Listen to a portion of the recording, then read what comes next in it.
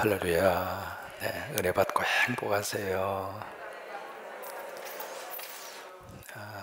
우리 성경을 읽어 가실 때 그 본문만 똑 띄어서 읽으면 사실은 한 부분밖에란 모릅니다.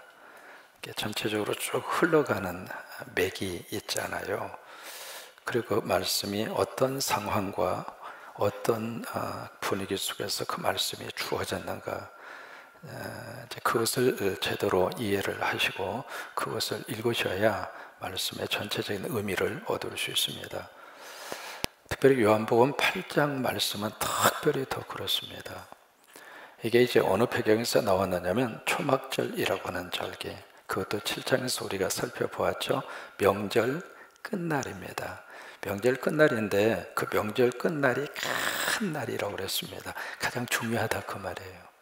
그래서 가장 중요한 그 마지막 절기 시간에 뭘 하느냐면 실로암이라고 하는 연못에서 물을 탁 길러서 그래서 전달을 해서 성전들에다가 확 뿌립니다. 뿌리면서 이제 그들이 막 노래를 부릅니다. 우리를 구원하신 하나님, 이 우물물을 길어서 하나님 앞에 제단 앞에 바치면서 이 물과 같이 하나님은 우리의 생명이십니다. 그러면서 이제 그 퍼포먼스를 해요. 하는데 바로 그 일이 벌어지는 그 성전에서 주님이 외치잖아요. 누구든지 목마르거든 내게 와라. 나를 믿는 자는 그 배에서 생수의 강이 흘러 나오리라. 그러면서 그에다 요한은 해석을 해 주십니다. 바로 이는 앞으로 장차 그들이 받을 성령의 역사라. 그렇게 해석을 해줘요.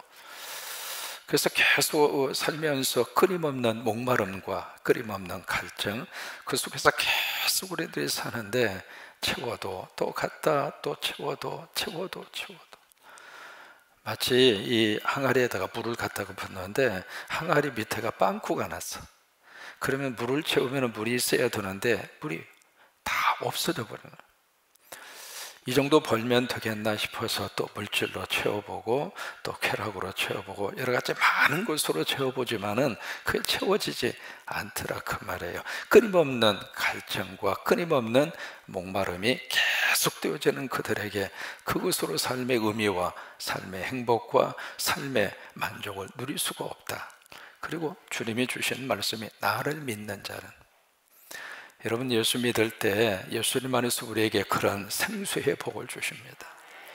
끊임없는 갈등과 그리고 문제와 여러 가지 많은 어려움 속에서 짧은 인생을 살잖아요. 살고 보니까 길던가요? 금방 가잖아요.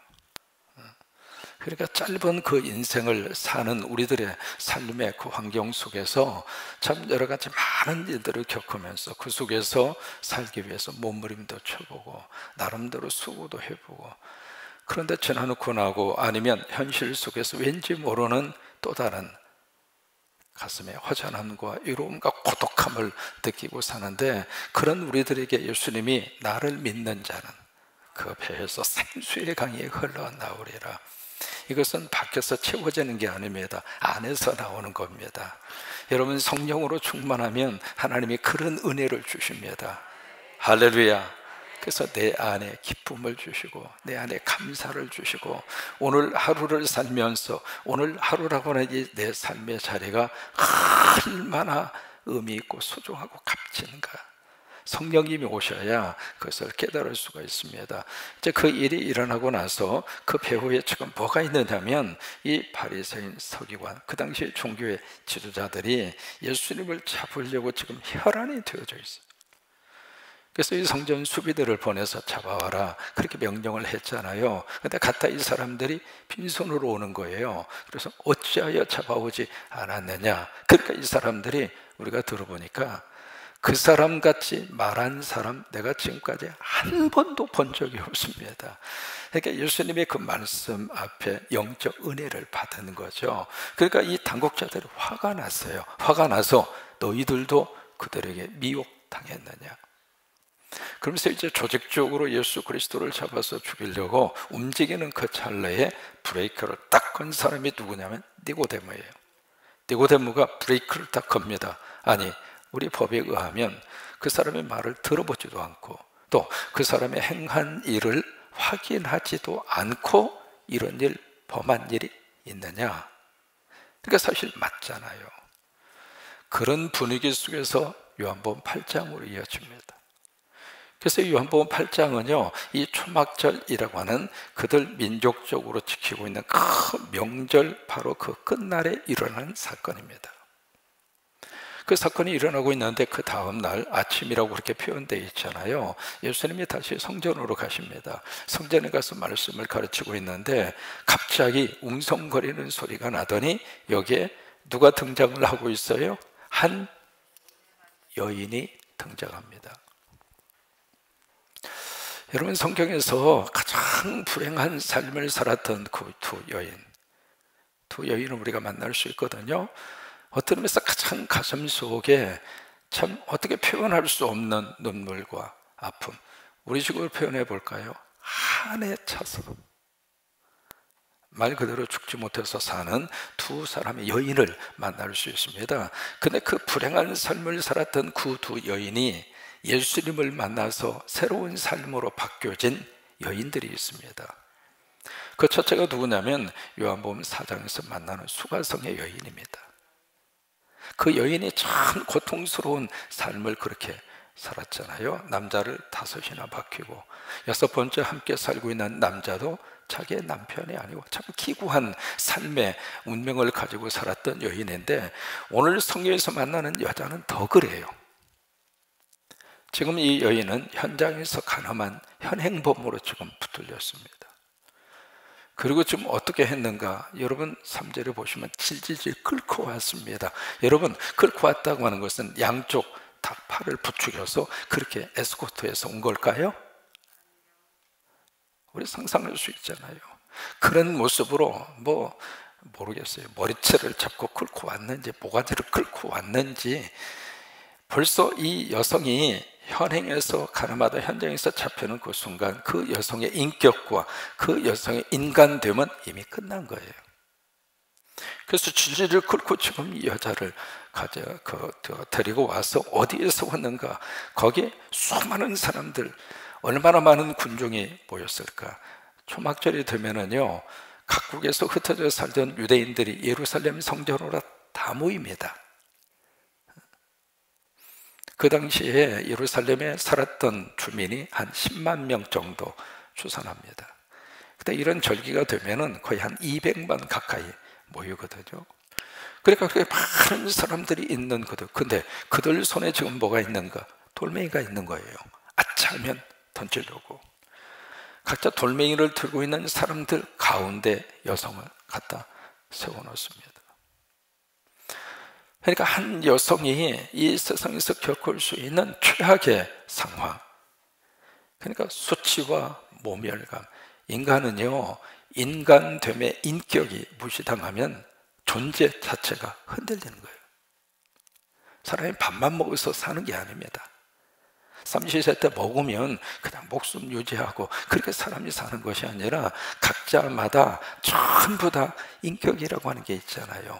여러분, 어린아이는 어린아이의 인격이 있어요. 어른은 어른의 인격이 있어요. 어떤 사람이든지 존중받아야 할 인격이라고 하는 게 있잖아요. 근데 그 인격이 땅에 추락을 하고, 그리고 특별히 여성으로서 가지는 여성의 자존심이 있는데 그 모든 것들이 한순간에 다 무너져버린 현장.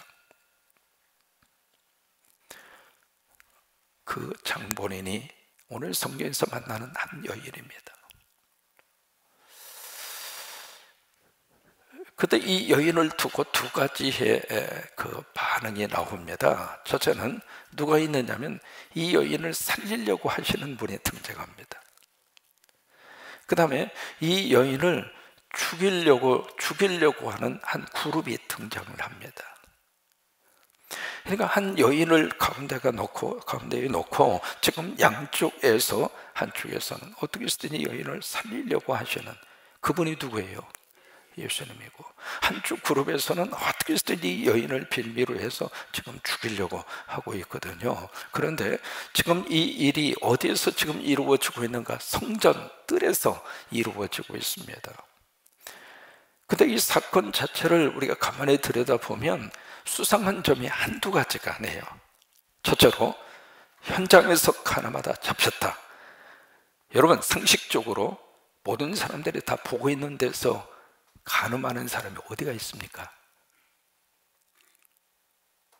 근데 어떻게 현장에서 이 두 남녀가 관계하고 있는 것을 현장을 급습해서 잡을 정도로 그렇게 공개된 장소에서 하는 사람이 어디가 있어요? 벌써 그 말 속에 뭐가 있느냐면 음모가 있다 이 말이에요. 덫을 놓은 거죠, 잡으려고. 그 다음에 두 번째, 가늠은 여자 혼자만 합니까? 누가 있어야 되잖아요.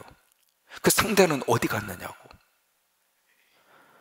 그러니까 벌써 이 분위기 자체가 묘한 분위기를 그렇게 보여주고 있습니다. 여러분, 이 여성만 지금 뭐라고 할 수 없는 그런 하나의 분위기예요. 그래서 이 여성을 지금 성전에다가 다 끌어다 놓고 지금 이제 예수님 앞에 질문을 던지는 것입니다. 그런데 지금 이 종교 지도자들이 결정적으로 잘못하고 있는 게 두 가지입니다. 첫째로 초막절 절기입니다.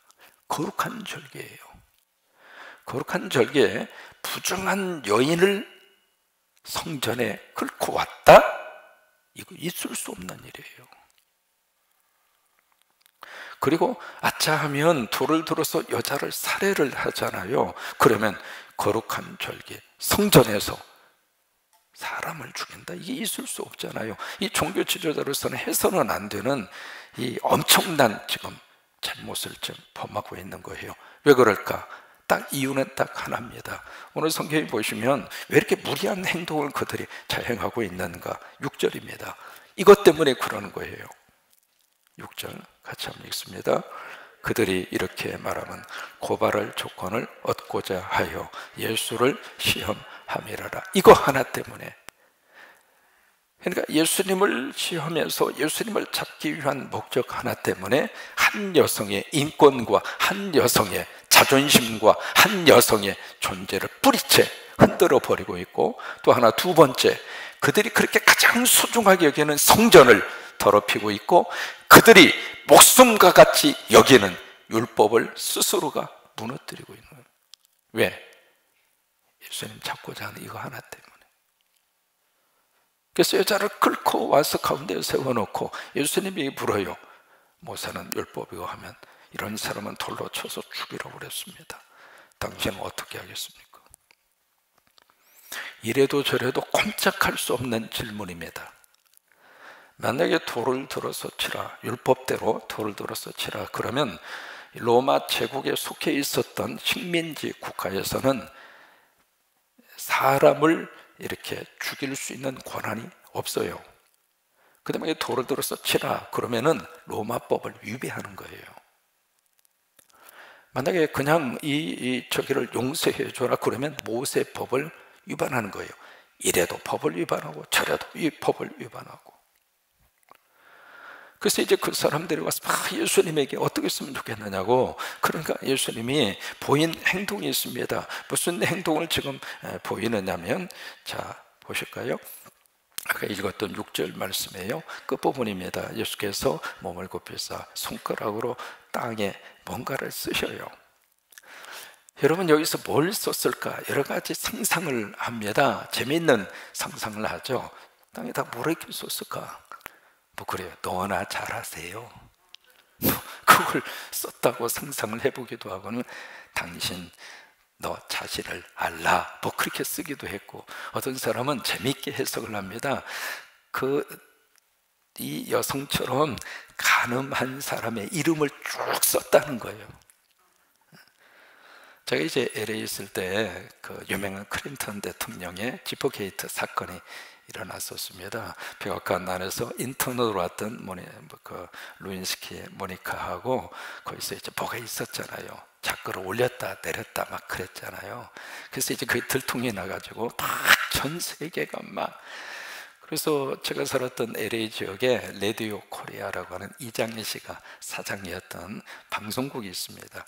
거기서 이제 이 청취자들과 인터뷰를 하는 거예요. 당신들은 어떻게 생각하십니까? 그러니까 막 전화를 해서 한 나라의 대통령이 어떻게 그럴 부를 수 있느냐고, 백악관에서 일하라고 그랬지 그 짓이나 하라고 그랬느냐고, 당장 나와야 된다고 그러고 막 별 말을 막 그렇게 하면서 뜨겁게 막 그 사건을 가지고 막 청취자하고 거기 MC하고 서로 막 대담을 나누는 그런 프로그램을 진행을 하고 있었는데, 그 중에 그랜데일이라고 하는 지역에 살던 할아버지 한 분이 딱 전화를 하셔서 뭐라고 그랬냐면, 죄 없는 사람 있으면 나와봐! 그리고 끊어버리시더라고.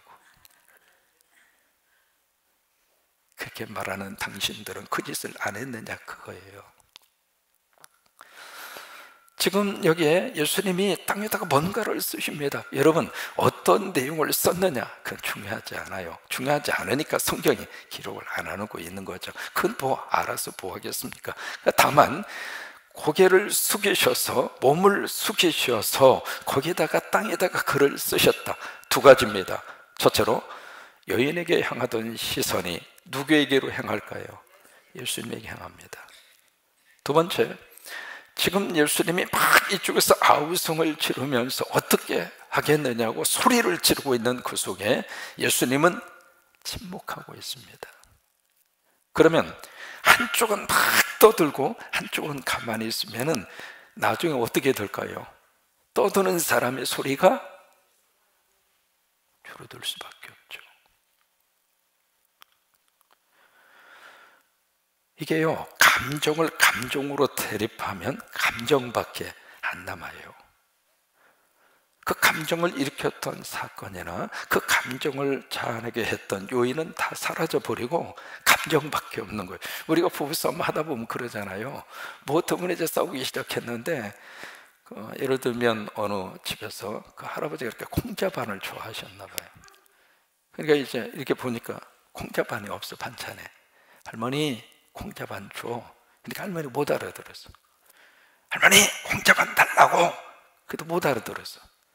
큰 소리 지르면 할머니 콩자반 달라고 그러면서 그냥 그 식탁을 주먹으로 쳤는데 그 식탁에 유리가 깨졌어. 그 다음부터는 이제 유리 깨진 것 때문에 할머니 할아버지하고 대판 지금까지 싸운대. 감정을 감정으로 대하면 감정밖에 안 남아요. 그러니까 지금 예수님은 침묵하시는 거예요. 그러면서 시선을 예수님에게 향하도록. 근데 그 다음에 7절에 보시면은요, 계속 그 사람들이 물어요. 다시 말해서 묻고 끝나는 것이 아니라 계속해서 아우성을 지르면서 물어요. 그때 예수님이 7절에 그 유명한 말씀을 하십니다. 일어나서 그들에게 말씀을 하세요. 너희 중에 죄 없는 자가 먼저 돌로 치라. 여러분, 여기에 이 여인이 행한 그 일이 죄가 없다, 그 말이 아닙니다. 제 한국 사회는 지금 여기에 덫에 걸렸어요. 불륜이 죄가 아니다? 성경은 그렇게 말씀하신 적이 없습니다. 그것 때문에 가정이 깨지고, 아니 무슨 놈의 호텔, 러브 호텔이 어디가 있습니까? 전 세계에서 호텔에다가 러브 호텔이라고 하는 이름을 붙여가지고 장사하고 있고 비즈니스가 되는 나라가 과연 몇 나라나 됩니까? 이 여인의 행한 이 일 자체가 아무런 그냥 없던 일처럼 아무런 죄도 되지 않고 그게 절대로 아니라고 하는 거예요. 이 남녀간의 불륜을 스스로는 로맨스라 별 말을 다 붙일지 모르지만 그 자체는 죄라 이 말이에요. 그러니까 이 여인이 행한 이 일 자체가 죄예요. 마땅히 벌 받아야 돼요. 그런데 벌을 받아야 되는데 뭐라고 말씀하시는가? 오케이, 돌을 들어쳐. 그러나 조건이 하나 있다. 죄 없는 자가, 칠만한 자격이 있는 사람이 쳐라, 그 말이에요. 스스로가 칠만한 자격이 없는데 그냥 남의 일이니까, 남의 사람이고 내 일이 아니니까 갖다가 돌멩이 던져서 치지 말고, 치기는 치는데 왜? 잘못했으니까, 죄를 지었으니까 벌 받아야지. 그런데 벌을 주는데 너희 가운데 스스로가 벌 받을 만한 짓을 하지 않는 사람은 치라 이 말이에요. 그리고 나서 이제 예수님이 두 번째 여기 뭘 하시는가? 다시 몸을 굽혀서 손가락에 땅에 글씨를 쓰십니다. 9절입니다. 같이 한번 읽겠습니다. 그들이 이 말씀을 듣고 양심의 가책을 느껴 의등으로 시작하여 젊은이까지 하나씩 하나씩 나가고 오직 예수와 그 가운데 섰는 여자만 남았더라. 여기에 중요한 단어가 나옵니다. 어디에 가책을 받았어요? 양심의 가책을 받습니다. 자, 여러분, 여기에 지금 예수님을 잡아 죽이려고 했던 이 무리들이 뭐가 그렇게 양심이 살아있어서, 양심이 처음부터 있었다면 이 짓을 할 수가 없죠. 그런데 어떻게 그 젊은 피 같은 그 유대 종교 지도자들 속에 양심이 그렇게 되살아날 수가 있었을까요? 왜냐하면 지금 이 사건이 벌어지고 있는 기간이 초막절이에요. 가장 거룩한 절기예요. 그 절기에 지금 이 짓을 하고 있고, 또 하나 그 일을 지금 행하고 있는 현장이 성전뜰이라 이 말이에요. 그러니까 성전뜰에서 예수님을 잡아 죽이기 위해서 이 엄청난 일을 지금 꾸미고 있는데, 그 예수님의 말씀을 듣고 또 하나 침묵하면서 스스로가 우리가 지금 무슨 짓을 하는 거예요? 이 거룩한 절기에, 그리고 하나님의 성전에서 거기에 대한 양심의 가책이 마음속에 온 거죠. 그래서 어른부터 시작을 해서 돌멩이를 놓고 젊은이까지 한 사람, 두 사람 떠나간 거예요. 그러면서 이 예수님이 다 간 다음에 10절에 보시면 여자 외에 아무도 없는 것을 보시고, 여자여 너를 고받아는 그들이 어디 있느냐? 너를 정죄한 자가 없느냐? 여기 이제 정죄라고 하는 단어를 쓰잖아요. 이 정죄라고 하는 것은 죄가 있다고 단정하는 게 정죄잖아요. 그러면 이 여자는 정죄받아야 맞을까요? 정죄받지 않아야 될까요? 정죄받아야 맞아요. 왜 죄를 지었습니까? 여기에 나도 너를 정죄하지 않겠다, 그 말씀은 네 죄가 없어졌다 그 말이 아닙니다. 지금 정죄를 할 수 있는 분은 누구냐면 이 사람들이 아니라 이 여인에게 너는 죄를 범했어, 죄를 범했으니까 벌 받아야 돼, 그렇게 말할 수 있는 유일한 분은 예수님이에요. 왜? 예수님은 죄가 없으니까. 그러니까 죄가 없는 분이기 때문에 죄가 있다고 말할 수 있는 분이 예수님이에요. 그러면 여기에 나도 너를 정죄하지 않겠다 그 말씀은 바로 네가 당해야 할 그 죄를 내가 대신 감당하겠다 그 말이에요. 그래서 정죄하지 않겠다고 그런 거예요. 이제부터 마음대로 가서 뭐 간음을 하든 뭐 무슨 짓을 하든 마음대로 살아, 그 말이 아닙니다. 죄를 허락받은 사항이 절대로 아닙니다. 네가 담당해야 할 그 죄를 내가 대신 질 테니까 너는 나를 믿고 지금까지 지었던 죄를 용서받고 이제는 새로운 인생을 살아가. 여러분 거기에 아멘 하셔야 되지, 그냥 하나님 앞에서 내가 무슨 죄든지 용서받으니까 돌아서서 또 죄를 짓고 돌아서서 또 죄를 짓고, 기독교는 그런 게 아닙니다. 우리가 십자가를 기억한다는 이야기는요, 내가 반복되는 죄를 끊어버리겠다고 하는 게 십자가예요. 내가 계속 내 마음대로 살다가 와서 주님 용서해 주세요. 언제까지 그렇게 살아야 합니까? 그런 건 아니거든요. 나도 너를 정죄하지 않겠다라고 하는 그 말씀 속에서는 예수 그리스도의 십자가의 죽음이 거기에 대가로 지불되는 거예요. 그래서 나도 너를 정죄하지 않겠다 그 말씀을 하시는 거예요. 가서 다시는 죄를 범하지 말아라. 우리가 이 말씀 앞에 우리가 믿음으로 다시 한번 이 사순절 기간에 다 쓸 수 있는 저와 여러분이 될 수 있게 되기를 축복합니다. 그래야 우리 한국 사회에 희망이 있습니다. 여러분이 정치계만 하더라도요, 우리 여의도 국회의사뿐만이 아니라 요직뿐만이 아니라 우리 기독교인들이 참 많이 들어가 있습니다. 그러면 그 기독교인들이 하나님의 말씀을 우리가 듣고 설교도 수없이 들었을 터이고, 그러면 그 말씀을 우리가 부여잡고 완벽하게 살아낼 수는 없다 할지라도 여기에 있는 종교 지도자들처럼 양심의 가책이 우리가 예배를 통해서 회복해야 할 게 양심이잖아요. 예배 드리면서 다시 양심이 살아나고, 무디었던 그 양심이 성령의 은혜를 받아서 다시 살아나고, 양심이 살아나는 게 은혜 받는 거잖아요. 그 양심이 다시 살아나서 이제는 아버지의 말씀 붙잡고 아버지의 말씀대로 살아가려고 몸부림치는 우리 성도들이 많으면 많을수록 그 나라와 민족 속에 희망이 있는 거예요. 그때 내 양심은 묻어버리고 손에 들고 왔던 돌멩이, 그래 기왕 들었으니까 그냥 눈 감고 던져버리자, 그거 아니거든요.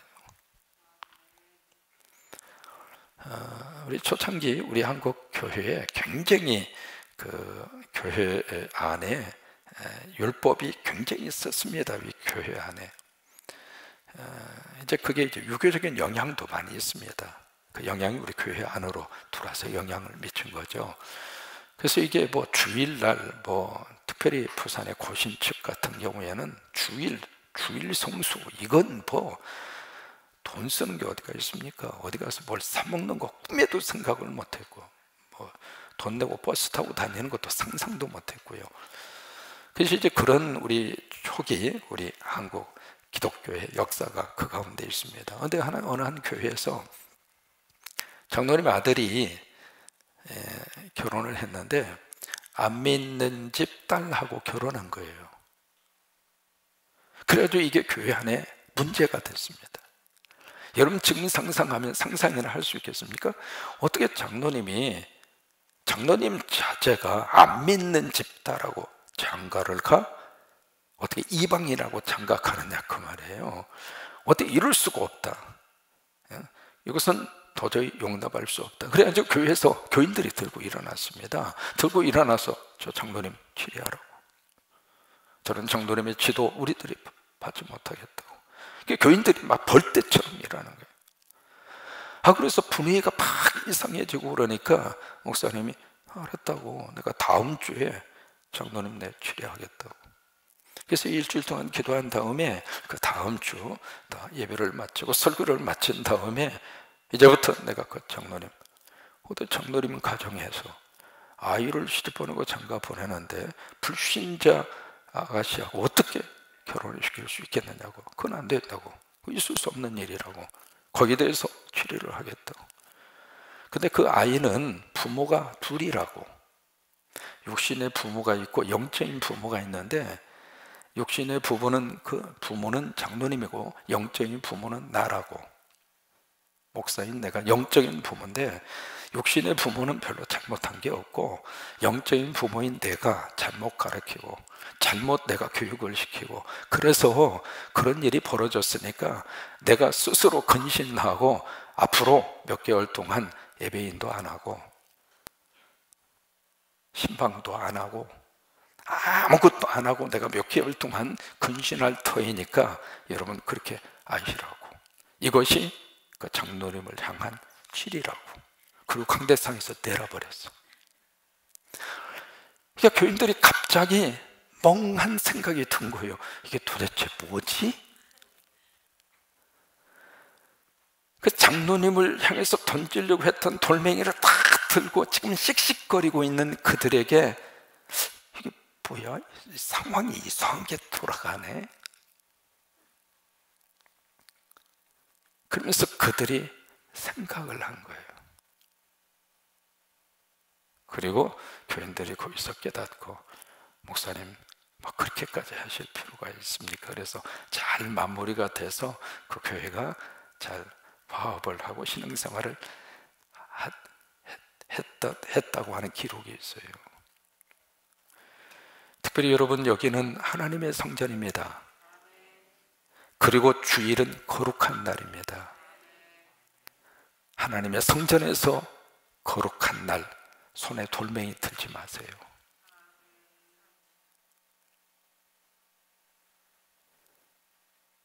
그들 속에 양심이 살아난 것처럼 우리가 이 본문의 말씀을 깊이 묵상을 하면서 단순히 이 한 여인에게 포커스를 맞추고, 아이, 돌멩이 들었던 사람 놓고 다 갔대야, 그리고 그 여성을 하나님이 그렇게 살려주고 용서받고 그랬대야, 그리고 단순히 이 사건을 그렇게 해서 생각하고 끝날 수 있는 문제가 아니라 우리 삶 속에서 그대로 깊은 연관성을 가지고 있는 본문이 오늘 요한복음 8장이에요.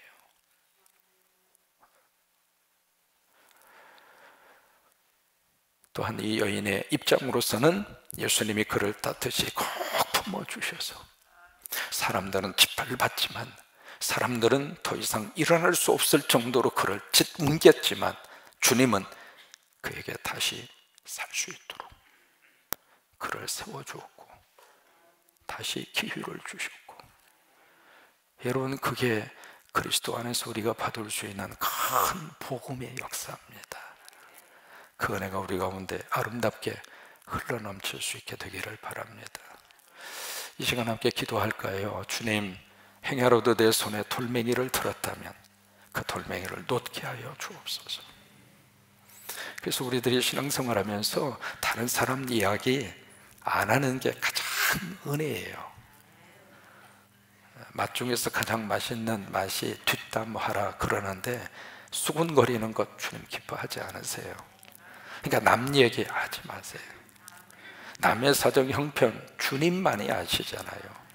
그거 가지고 뭐 이렇쿵 저렇쿵 이렇쿵, 특별히 교회 안에서 그렇게 하시면은 마치 유대 종교자 지도자들 하는 것을 우리들이 똑같이 지금 하고 있는 거예요. 나는 한마디 했지만 그 말 한마디가 그 사람에게는 얼마나 큰 상처가 될 수 있어요. 그러지 마시라고요. 우리가 오늘 이 설교를 들으시고 오늘 이 말씀을 깊이 한번 마음에 묵상하시면서 각자 돌멩이 들었던 돌이 있다면 다 내려놓고 가세요. 그게 아멘. 손에만 들었다고 돌멩이입니까? 입에도 돌멩이 가지고 살잖아요. 그러니까 다 놓고 사시라고, 다 내려놓고 사세요. 그저 우리는 예수님 안에서, 주님의 품 안에서 위로받고, 주님 안에서 용서받고, 주님 안에서 다시 하나님의 사람으로 회복되고, 여러분, 그 은혜를 받기 위해서 여기에 오는 거예요. 그 은혜를 누리기 위해서 설교를 듣고 예배를 드리고, 그리고 하나님 앞에 찬양하고 그러는 거예요. 그거 절대로 우리가 놓치시면 안 됩니다. 이것은 부부지간에도 마찬가지입니다. 서로가 서로를 향하여 돌멩이 던지면 결국 나를 향하여 던지는 거하고 똑같은 거예요. 내려놓고 그저 예수님의 은혜로 같이 품어주고 같이 위로해주고 같이 손을 잡아주고, 아멘. 우리 그렇게 살 수 있게 되기를 바랍니다.